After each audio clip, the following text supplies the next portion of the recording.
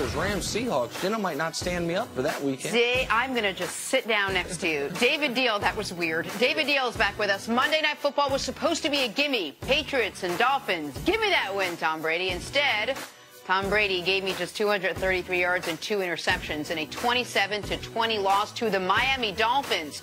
Blame the light ocean breeze coming in from the east, or maybe you can blame the fact that Rob Gronkowski wasn't playing, serving that one-game suspension for his late hit.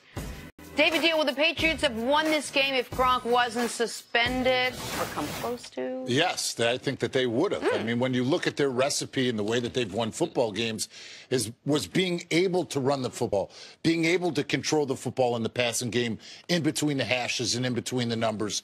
And when you look at this game, and you look at what they did in Week 5 when they started this 8-game winning streak up against Tampa Bay when they didn't have Gronk, they ran the football. So when you go into Miami and in the first half, you are 0 for 5 on third down. Yep.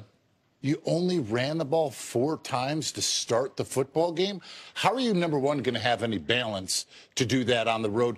Number two, you know that Tom Brady is flustered when he gets hit, when he has bodies around him, when they get people getting into his face, which is exactly what the Miami Dolphins defense did yesterday watching that game. They started to get hits on him. He didn't have the pocket movement that he needed. He was antsy and got rid of the football quicker and didn't get through his progressions like he needed to. The 2 interceptions that he threw were underthrown footballs. So this is a product of him getting hit, him feeling the effects of it, and feeling like he has to put the entire game on his shoulders when he doesn't have Gronk. Brady got hit 5 times yesterday. Yeah, it's really hard, and that's not an awful lot in a Tom Brady Right. It seemed like game, it was a lot more. But no big plays. The 2 times on the 2 interceptions, both of those balls were underthrown. Yep. Brady was not rushed, was not pressured. There was no one around his legs on those 2 plays. I have to disagree with you, both of you, on the play selection, because I've seen New England have this same type of game plan where they're going to throw the ball 50 times, they're not going to run the ball, and it works out for them. Like, that was their plan. The only reason why we question the plan is because they didn't convert. It didn't work. They didn't win. They didn't have Gronk, so we can say, okay, well, that led to it. Well, they didn't have Gronk all last year, and they won the Super Bowl without a Gronk. So that's not a legitimate excuse. You know, sometimes when you roll out of bed, you just don't play well. All right? So I think they were prepared. I think that they were not looking ahead to Pittsburgh. They've struggled in Miami. Yeah, I mean, that's the biggest stat to look at. Well, why'd they lose this game? It's not Gronk. It's them playing in Miami. Tom Brady, one of the few places that he has a losing record.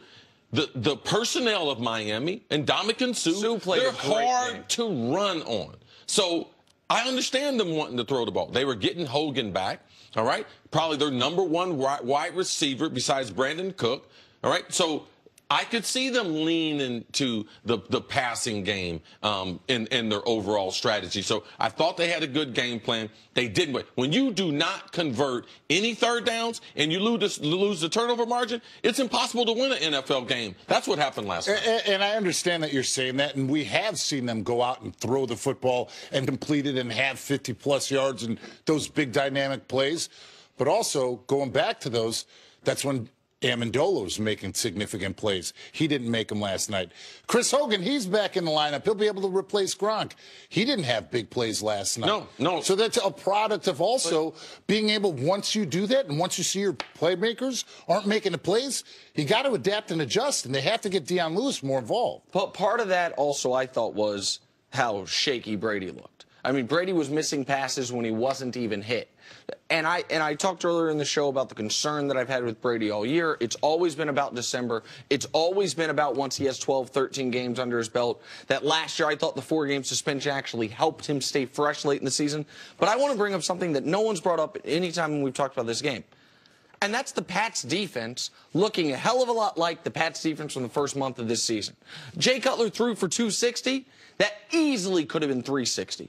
There were 2 enormous plays left on the field. One that hit the receiver, and one that was, I think, barely overthrown, the receiver could have caught, and one that was flat dropped. Like, the Miami Dolphins, which have had far from a dynamic offense this year, they were moving the ball at will on New England. So I understand everyone's There's a lot of teams that have moved the ball at will. New England's defense the first half played amazing. You know the reason why? Because they gave up a bunch of yards, all right, but only gave up field goals. Ben, but don't break. Well, Yeah, and that's – go ahead. No, please. And that's the way that they've been successful. The reason why they weren't successful in the second half, remember when we talked about Dallas defense being undersized? New England, Alan Branch is hurt. He was wobbling in and out. He's their best run stopper, all right? He's injured.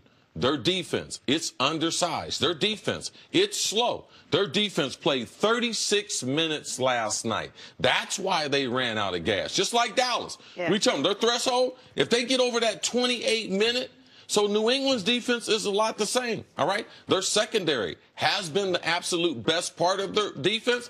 It hadn't been great. So those are the reasons that I look at the reason why they didn't almost break the NFL road record for consecutive wins. Like, you don't win that many road games in a row if you're not prepared. David, is it possible this team just had a bad game? Is it possible that their offense, their defense... No, they can't have a bad game. No, hold on. No. Well, Jenna, if you listen to Nick Wright, this is the beginning of the end for the They can't have a bad Patriots. game. Oh, my God. What I mean is if they were due for a game like this on both sides of the ball, better now without Gronk when you have Pittsburgh staring you right in the face next week? It's not as if they... That's a legitimate question. It is. I mean, that is a legitimate question. But at the same time... Thanks, guys. When you are literally trying to take over and get that home seed, which they need, if they want to get to the Super Bowl, for them, it's got to go through Foxborough. So this game, even though, it should have, if it's going to happen now, you can't think of that way. You got to take care of your own business. And the reason why